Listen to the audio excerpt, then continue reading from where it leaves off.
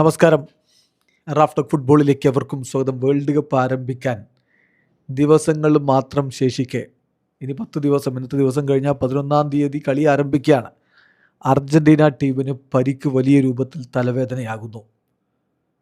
എന്തുകൊണ്ട് അർജൻറ്റീനയുടെ സ്ക്വാഡ് പ്രഖ്യാപനം വൈകി എന്നതിൻ്റെ ഉത്തരം നമ്മൾ നേരത്തെ റാഫ് ടോക്ക് പോഡ്കാസ്റ്റിലൊക്കെ സംസാരിച്ചതാണ്. അതിൻ്റെ കാരണം മറ്റൊന്നുമായിരുന്നില്ല, പല പ്രമുഖ താരങ്ങൾക്കും പരിക്കിൻ്റെ പ്രശ്നങ്ങളുണ്ട്.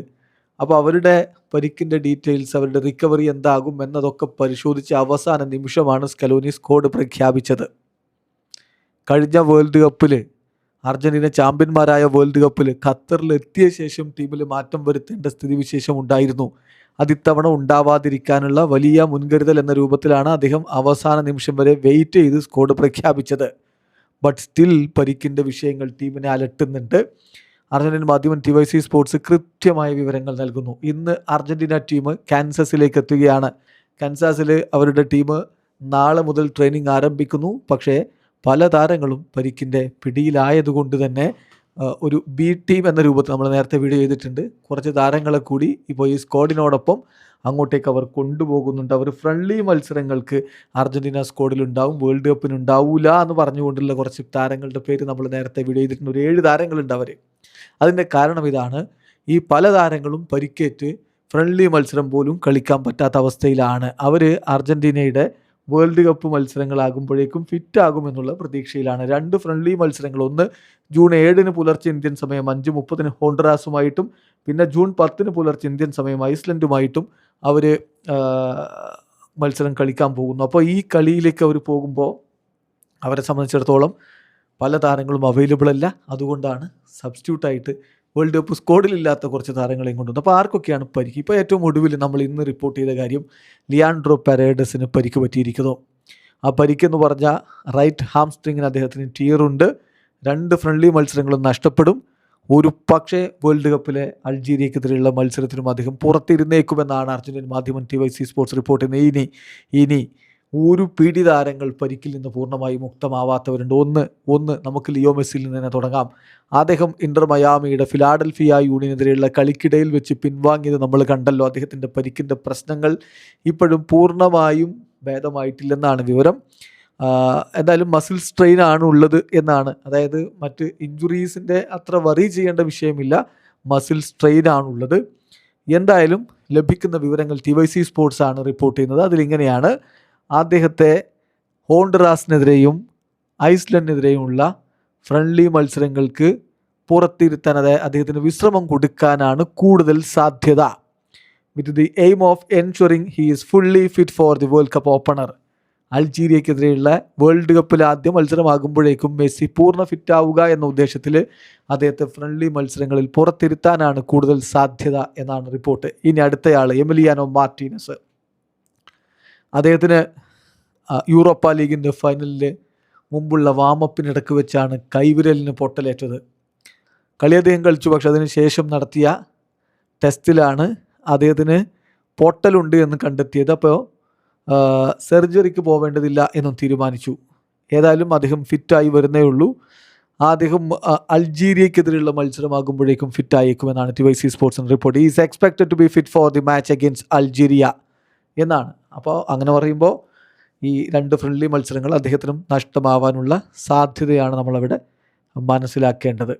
പിന്നെ അടുത്ത കളിക്കാരൻ നിക്കോ പാസാണ്. നിക്കോ പാസിൻ്റെ വിഷയത്തിൽ അദ്ദേഹത്തിന് ഹെല്ലസ് വെറോണക്കെതിരെയുള്ള മത്സരത്തിനിടക്ക് ഇടത് കാൽമുട്ടിന് നല്ലൊരു ബ്ലോ കിട്ടിയതാണ്. അപ്പോൾ അത് വെച്ച് പിന്നെ അവസാന സിരിയ മത്സരം കളിക്കണോ വേണ്ടയോ എന്നുള്ള തർക്കമൊക്കെ ഉണ്ടായി. അർജൻറ്റീൻ ഡോക്ടർമാർ കളിപ്പിക്കണ്ട എന്ന് കോമോയോട് നിർദ്ദേശിച്ചതിനെ തുടർന്നാണ് പിന്നെ അദ്ദേഹത്തെ കളിപ്പിക്കാതിരുന്നത്. ഏതായാലും ആ പരിക്കിൻ്റെ പ്രശ്നങ്ങൾ ഇപ്പോഴും അദ്ദേഹത്തെ വലക്കുന്നുണ്ട്, പൂർണ്ണമായും ഫിറ്റ് ആയിട്ടില്ല. His progress will be closely monitored daily by the Argentine national team's medical staff എന്നാണ് TYC സ്പോർട്സിൻ്റെ റിപ്പോർട്ട്. അതായത് കൃത്യമായി അദ്ദേഹം എന്ന് തിരികെ വരുമെന്ന് പറയുന്നില്ല. അദ്ദേഹത്തിൻ്റെ പ്രോഗ്രസ് എല്ലാ ദിവസവും അസസ് ചെയ്യും, എന്നിട്ടാണ് അദ്ദേഹം എന്ന് കളിക്കുമെന്നുള്ളത് തീരുമാനിക്കുകയുള്ളൂ. പിന്നെ ക്യൂട്ടി റൊമേറോക്ക് പരിക്ക് പറ്റിയിട്ട് 19 ദിവസത്തോളമായി. അദ്ദേഹം ടോട്ടനാം ഹോട്ട്സ്പറിനായിട്ട് പ്രീമിയർ ലീഗ് കളിക്കുമ്പോഴാണ് റൈറ്റ് നീക്ക് അദ്ദേഹത്തിന് ലേറ്ററൽ കൊളാറ്ററൽ ലിഗമെൻ്റ് ഇഞ്ചുറി വരുന്നത്. അപ്പോൾ അദ്ദേഹത്തെ സംബന്ധിച്ചിടത്തോളം ഇപ്പോൾ കുറച്ച് ദിവസങ്ങൾ കിട്ടിയിട്ടുണ്ട് റിക്കവർ ആവാൻ എന്നുള്ളതാണ് പോസിറ്റീവായിട്ടുള്ള കാര്യം. അതാണ് അദ്ദേഹത്തിൻ്റെ അഡ്വാൻറ്റേജ് ആയിട്ടുള്ള കാര്യം. സോ അദ്ദേഹം മത്സരങ്ങളാകുമ്പോഴേക്കും ഫിറ്റാകുമെന്ന് പ്രതീക്ഷിക്കുന്നു. സിമിലർ കാര്യമാണ് ഹൂലിയൻ അൽവാരസിനും സംഭവിച്ചത്. അദ്ദേഹത്തിന് ലെഫ്റ്റ് ആംഗിളിന് സ്ട്രെയിൻ ഉണ്ട്.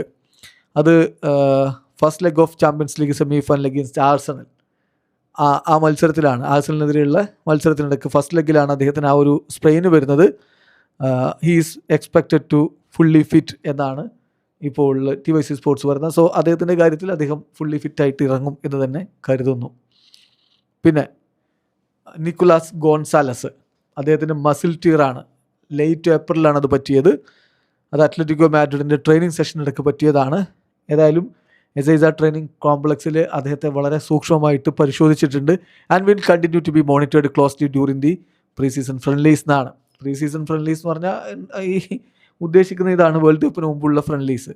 സോ വേൾഡ് കപ്പിന് മുമ്പുള്ള ഈ ഒരു ഫ്രണ്ട്ലി മത്സരത്തിൽ അദ്ദേഹത്തെ ഒബ്സർവ് ചെയ്യും എന്നാണ് പറയുന്നത്. എന്തായാലും highly unlikely he will see any playing time in the either match. അതായത് ഈ 2 മത്സരങ്ങളുണ്ടല്ലോ, ഹോണ്ട്രാസിനെതിരെയും ഐസ്ലൻഡിനെതിരെയുള്ള കളികളിൽ അദ്ദേഹം കളിക്കാനുള്ള സാധ്യത തീരെ കുറവാണ് എന്നാണ് റിപ്പോർട്ട്. അപ്പോൾ നിക്കോ ഗോൺസാലസിൻ്റെ അവസ്ഥ അതാണ്. ഗോൺസാലോ മുണ്ടീലിനും നാഹ്യുൽ മൊളീനക്കും മസിൽ ടീർ ഉണ്ടായിട്ട് അവർ റിക്കവർ ആയിക്കൊണ്ടിരിക്കുന്നു. അതിൽ പ്രധാനമായിട്ട് എടുത്ത് പറയേണ്ടത് ഗോൺസാലോ മൊണ്ടീലിന് ഗ്രേഡ് 2 ടിയർ ആയിരുന്നു. So in the best case scenario he would be available for the world cup opener എന്ന് പറഞ്ഞാൽ അദ്ദേഹത്തിന് 2 ഫ്രണ്ട്ലി മത്സരങ്ങളും നഷ്ടമാവും. വേൾഡ് കപ്പ് ഓപ്പണർ ആകുമ്പോഴേക്കും അദ്ദേഹം ഫിറ്റ് ആവുമെന്ന് പ്രതീക്ഷിക്കുന്നു. മൊളിനയുടെ കാര്യത്തിൽ ഒരു മൈൽഡ് ടിയർ, ഗ്രേഡ് 1 ടിയർ മാത്രമേ ഉള്ളൂ. കോംപ്ലിക്കേഷൻസ് ഒന്നുമില്ല. അദ്ദേഹത്തിന് എപ്പോൾ വേണമെങ്കിലും സ്റ്റാർട്ട് ചെയ്യാൻ പറ്റുമെന്നുള്ളതാണ് പ്രതീക്ഷിക്കുന്നത്. അപ്പോൾ ഇതാണ് അർജൻറ്റീന സ്ക്വാഡിൻ്റെ യഥാർത്ഥത്തിലുള്ള അവസ്ഥ. പരിക്ക്. പിന്നെ തിയാഗോ അൽമൈഡയുടെ കാര്യവും പറയുന്നത്. തിയാഗോ അൽമൈഡ, അദ്ദേഹത്തിൻ്റെ കാര്യത്തിൽ മറ്റുള്ളവരുമായി ബന്ധപ്പെടുത്തി നോക്കുമ്പോൾ അത്ര കോംപ്ലിക്കേഷൻസ് ഇല്ല. He has only muscle strain due to accumulated fatigue. അപ്പം പ്രതീക്ഷിക്കുന്നത് അദ്ദേഹം ഗുഡ് കണ്ടീഷനിൽ വേൾഡ് കപ്പിനെത്തും എന്നുള്ളത് തന്നെയാണ്. സോ ഇതാണ് ഇപ്പോൾ പ്രശ്നം. നിരവധി താരങ്ങൾ പരിക്കിൻ്റെ പിടിയിൽ, പക്ഷെ പൂർണ്ണമായിട്ടും അവരെ ഒഴിവാക്കേണ്ട കാര്യവുമില്ല. ഒരു വേൾഡ് കപ്പ് സ്റ്റാർട്ട് ചെയ്യുമ്പോഴേക്കും ഫിറ്റ് ആവും എന്നുള്ള പ്രതീക്ഷയിലാണുള്ളത്.